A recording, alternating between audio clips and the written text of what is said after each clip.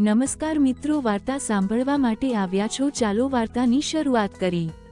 કોલેજના ગ્રેજ્યુએશનના થોડા દિવસો પછી સોનલ દીદીને અચાનક મુંબઈમાં નોકરીના ઇન્ટરવ્યૂ માટે જવાનું થયું। રાત્રિનો સમય હતો, તેથી માતા પિતાએ તેને એકલા જવાની મનાઈ કરી। તેમણે મને તેની સાથે જવા કહ્યું। અમારી સ્લીપર એસી બસ રાત્રે લગભગ 11 વાગ્યે નીકળી। અમે એકબીજાની બાજુમાં બેઠા હતા। તે બારી પાસે બેઠી હતી અને હું તેની બાજુમાં બેઠો હતો। આગળ વધતા પહેલા હું તમને મારી દીદી વિશે જણાવું। તેનું નામ સોનલ છે અને તે મારાથી 3 વર્ષ મોટી છે। તે જોવામાં ખૂબ જ સુંદર છે। જે કોઈ તેને જુએ છે તે ફક્ત તેને પોતાની માંગે છે, પણ તેમની ઈચ્છા ફક્ત ઈચ્છા જ રહે છે। બધા તેના પાછળ પાગલ થઈ જાય છે। એવું નહોતું કે હું પહેલીવાર તેને અલગ રીતે જોઈ રહ્યો હતો। આ તો ઘણા સમય પહેલા શરૂ થઈ ગયું હતું। જ્યારે પણ તે ખુલ્લા વાળ અને ભીના ટુવાલ સાથે તેના રૂમમાંથી બહાર આવતી અથવા કંઈક ઉપાડવા માટે નીચે ઝૂકતી, ત્યારે મારી નજર આપમેળે તેના તરફ ખેંચાઈ જતી। ઘણીવાર હું ચૂપચાપ તેને દરવાજા પાછળથી જોતો। જ્યારે તે અરીસા સામે ઊભી રહીને વાળ સૂકવતી અથવા કપડાં બદલતી અને બારીનો પડદો થોડો દૂર થતો, ત્યારે તે જાણતી હતી કે હું તેને અલગ નજરે જોઈ રહ્યો છું।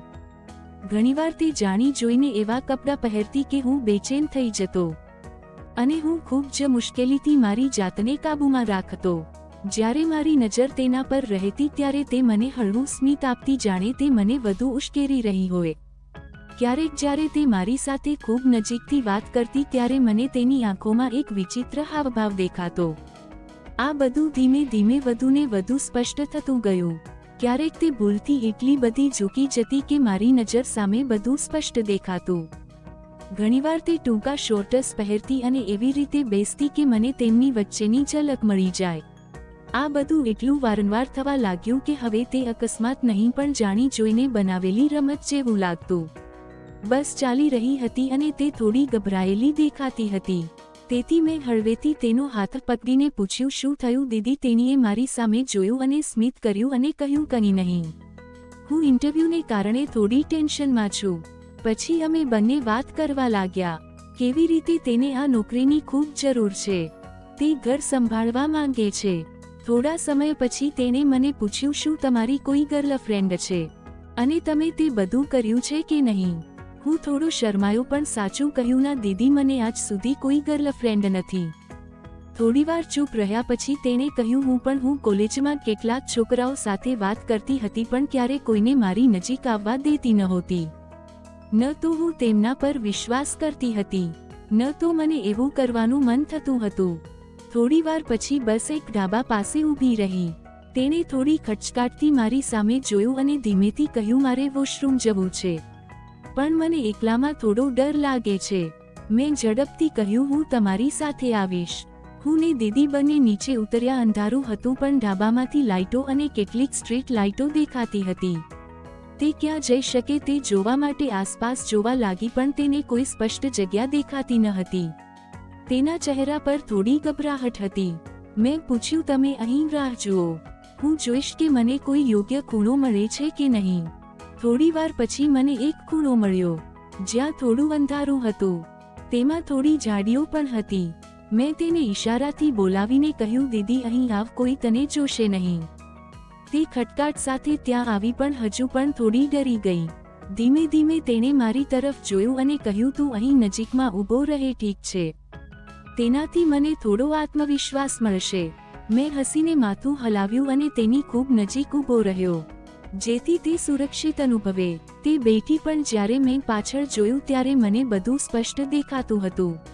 આ બધું જોઈને મારો શ્વાસ અટકી ગયો। મેં વિચાર્યું કે જો દીદીને ખબર પડશે કે મેં તે જોયું છે તો તે મને ક્યારે માફ નહીં કરે અથવા તે ગુસ્સે થશે। હું શ્વાસ રોકીને ત્યાં ઊભો રહ્યો। થોડીવાર પછી દીદી ઊભી થઈ અને મેં ઝડપથી દૂર જોયું, જાણે મને કંઈ દેખાયું જ ન હોય। પછી અમે બંને ધીમે ધીમે બસ તરફ પાછા ચાલવા લાગ્યા। પાછા આવીને અમારી સીટ પર બેઠા। પછી બસ ફરી શરૂ થઈ। થોડીવાર પછી બસની બધી લાઇટો બંધ થઈ ગઈ। દીદી હવે થાકેલી દેખાતી હતી અને થોડી ઊંઘ લેવા માંગતી હતી। મેં બારીના પડદા સહેજ ખેંચી નાખ્યા, જેથી કોઈ બહારથી જોઈ ન શકે અને તેણે આરામથી સીટના ખૂણા પર માથું મૂકી દીધું। આંખો બંધ કરી થોડીવાર પછી તેણે ધીમે ધીમે માથું મારી તરફ ફેરવ્યું અને તે મારા ખભા પર આરામ કરી રહી હતી. મારી નજર ઉપરથી ફક્ત તેને જોઈ રહી હતી. હવે મારા હાથ હલવા લાગ્યા. મેં તેના ટોપનું ઉપરનું બટન ખોલ્યું પણ તે જ સમયે બસ અચાનક ખાડામાં કૂદી ગઈ. એક ઝટકો લાગ્યો અને દીદી જાગી ગઈ. મેં તરત જ આંખો બંધ કરી જાણે હું ગાઢ નિંદ્રામાં હોઉં. તેણીએ મારી તરફ જોયું, કદાચ કંઈક અનુભવ્યું હશે પણ કંઈ કહ્યું નહીં. તેણીએ ફક્ત હળવેથી મારો હાથ તેની છાતી પરથી હટાવ્યો.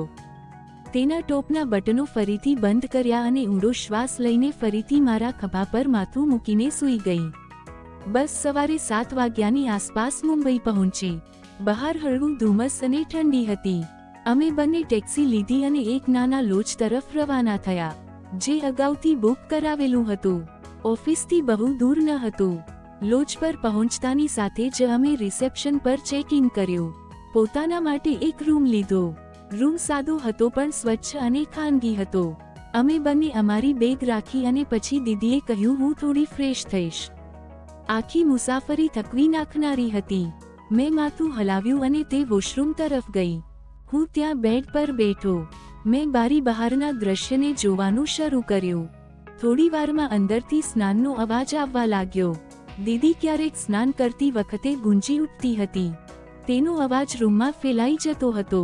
તો મેં મારી જાતને થોડી કાબૂમાં રાખી અને ટીવી ચાલુ કર્યું, જેથી મારું ધ્યાન બીજી તરફ ન જાય. પણ દરેક પસાર થતી મિનિટ સાથે મારું હૃદય મને તેના તરફ ખેંચાતું ગયું. લગભગ 10 મિનિટ પછી તે બહાર આવી. તેના વાળ ભીના હતા, તેના ચહેરા પર પાણીના ટીપાં હતા અને તેનું શરીર એક મોટા ટુવાલમાં લપેટાયેલું હતું, જે તેના ઘૂંટણ સુધી તેને ઢાંકતું હતું. તે મારી પાસેથી પસાર થઈ કબાટમાંથી કપડાં કાઢ્યા અને કંઈ પણ બોલ્યા વગર વોશરૂમમાં પાછી ગઈ. થોડીવાર પછી જ્યારે તે ફરીથી બહાર આવી ત્યારે તેણે કાળો હાફ સ્કર્ટ અને સફેદ શર્ટ પહેરેલો હતો. જ્યારે તે આવીને મારી સામે બેઠી ત્યારે તેનો સ્કર્ટ થોડો ઉપર ખસી ગયો હતો અને હું સ્પષ્ટ જોઈ શકતો હતો. તે આરામદાયક હતી, જાણે તેને ખ્યાલ પણ ન હતો કે હું શું જોઈ રહ્યો છું. મેં નજર ફેરવવાનો પ્રયાસ કર્યો, પણ તે દૃશ્ય મારા મનને સંપૂર્ણપણે મોહિત કરી દીધું હતું. દીદી પોતાનો મેકઅપ કરતી રહી અને હું ફક્ત તેને જોતો રહ્યો. થોડીવાર પછી દીદી ઇન્ટરવ્યૂ માટે નીકળી ગઈ. હું લોજમાં એકલો રહી ગયો. મેં વિચાર્યું કે હું થોડો સમય સૂઈ જઈશ, પણ જેમ જેમ સમય પસાર થતો ગયો તેમ તેમ હું વધુને વધુ બેચેન થતો ગયો. લગભગ 1 કલાક પછી મેં નક્કી કર્યું કે મારે ફ્રેશ થઈ જવું જોઈએ. કદાચ સ્નાન કર્યા પછી મારું મન શાંત થઈ જશે. મેં મારો ટુવાલ અને કપડાં ઉપાડ્યા અને બાથરૂમ તરફ ગયો. જ્યારે મેં બાથરૂમનો દરવાજો ખોલ્યો ત્યારે મેં દીદીના કપડાં ત્યાં પડેલા જોયા. તેથી હું પ્રતિકાર કરી શક્યો નહીં. લગભગ 1 કલાક પછી દરવાજાની લેન્ચ થોડી ક્લિક થઈ. દીદી પાછી આવી ગઈ હતી. તેનો ચહેરો થાકેલો દેખાતો હતો. આંખોમાં થોડો ભેજ હતો અને કપાળ પર પરસેવો હતો. આવતાની સાથે જ તેણે પોતાનો બેગ ફ્લોર પર મૂક્યો અને સીધી બેડ પર બેઠી થઈ ગઈ. તેણે તેના સફેદ શર્ટનું ઉપરનું બટન ખોલ્યું અને ઊંડો શ્વાસ લેતા સૂઈ ગઈ. એવું લાગતું હતું કે આખા દિવસનો થાક આખરે દૂર થઈ રહ્યો છે. મેં તેની તરફ જોયું અને કંઈ પણ બોલ્યા વિના મેં પાણીનો ગ્લાસ ભરીને તેને લંબાવ્યો. પાણી પીતી વખતે તેણે મારી આંખોમાં જોયું અને ધીમેથી પૂછ્યું, તમે ગઈ રાત્રે મારું બટન કેમ ખોલ્યું અને તમે તમારા હાથથી આવું કેમ કર્યું? હું થોડીવાર ચૂપ રહ્યો. મારું હૃદય જોરથી ધબકતું હતું. મને શું કહેવું તે સમજાતું ન હતું. દીદીએ મારી ગભરાહટ અનુભવી અને હસતા હસતા કહ્યું, આરામ કરો. હું ગુસ્સે નથી, પણ તમારા ચહેરાને જોઈને એવું લાગે છે કે જાણે મેં કોઈ મોટો ગુનો કર્યો હોય. મેં ધીમેથી માથું નમાવતા કહ્યું, હું દીદીને ઓળખતો નથી. હું તે ક્ષણે મારી જાતને રોકી શક્યો નહીં. મને ડર હતો કે તમે તે જોઈ લીધું હશે. દીદીએ મને અટકાવ્યો અને કહ્યું, ઓ હવે છોડી દો, તમે ખૂબ ડરી ગયા છો.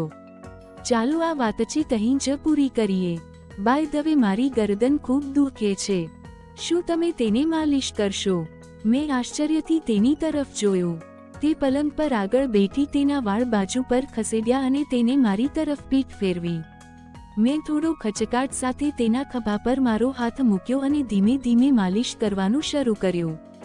થોડીવાર પછી તેણીએ અચાનક કહ્યું, જો તમે સારી રીતે માલિશ કરવા માંગતા હો તો હું આ શર્ટ ઉતારીશ. નહીં તો તમને કપડાં ઉપર કની લાગશે. તેણીએ ધીમે ધીમે તેના શર્ટના બટન સંપૂર્ણપણે ખોલ્યા અને તેને બાજુ પર રાખ્યો. હું કંઈ બોલ્યા વિના થોડીવાર તેની સામે જોતો રહ્યો. પછી મેં ધીમે ધીમે મારા હાથ તેની પીઠ પર ફેરવવાનું શરૂ કર્યું અને તેની ગરદન અને ખભા પર માલિશ કરવાનું શરૂ કર્યું. થોડીવાર પછી તેણે માથું ફેરવ્યું અને ધીમેથી કહ્યું, તમે ગઈ રાત્રે મને સ્પર્શ કર્યો તે એક સારો પ્રયાસ હતો. જો તમે ઈચ્છો તો તમે ત્યાં પણ માલિશ કરી શકો છો. આ બધું મારા માટે સ્વપ્ન જેવું હતું. મને વિશ્વાસ જ ન આવતો કે આ બધું ખરેખર થઈ રહ્યું છે. હું ધીમે ધીમે તેની નજીક ગયો અને કહ્યું, દીદી તમે ખૂબ થાકેલા છો. જો તમને વાંધો ન હોય તો શું હું તમને સરસ મસાજ આપી શકું? દીદીએ મારી આંખોમાં જોયું અને થોડીવાર મૌન રહી. પછી ઊંડો શ્વાસ લેતા તેણે કહ્યું, હા જેવી તમારી ઈચ્છા છે તો હું ના નહીં પાડીશ. હું ઈચ્છું છું કે તમે મારાથી કંઈ છુપાવશો નહીં. તેના શબ્દો સાંભળીને ને મારા અંદર એક તોફાન ઊભું થયું. મેં પણ માલિશ કરવાનું શરૂ કર્યું. માલિશ કરતી વખતે દીદીને ખૂબ જ મજા આવી, પણ તે રડવા પણ લાગી હતી અને તેની આંખોમાં આંસુ આવી ગયા. મેં ધીમેથી તેનો હાથ પકડ્યો. માફ કરશો દીદી, મને ખબર નહોતી કે તમને આટલી બધી મજા આવશે. તેણીએ મારી તરફ જોયું અને મજબૂરીથી સ્મિત કરવાનો પ્રયાસ કર્યો. મને ખબર છે તે પહેલીવાર માલિશ કરાવી રહ્યા હતા, પણ તે એટલું સરળ નથી. થોડીવાર તે ચૂપ રહી, પણ તેણે પોતાની જાતને શાંત કરી લીધી. પછી તે શાંતિથી ઓશિકા પર માથું રાખીને સૂઈ ગઈ. મારી સામે જોયું, આજે હું વચન આપું છું, હું તારા દરેક સ્વપ્નને પૂર્ણ કરીશ. મેં કંઈ કહ્યું નહીં, બસ ત્યાં જ સૂઈ રહ્યો. દીદીએ ધીમેથી મારી તરફ જોયું અને હસતા હસતા કહ્યું, શાંત થાવ, મને ખબર છે કે તમને શું જોઈએ છે. તે પછી દીદીએ પણ માલિશ કરવાનું શરૂ કર્યું અને માલિશ તેલ પૂરું થાય ત્યાં સુધી તે માલિશ કરતી રહી.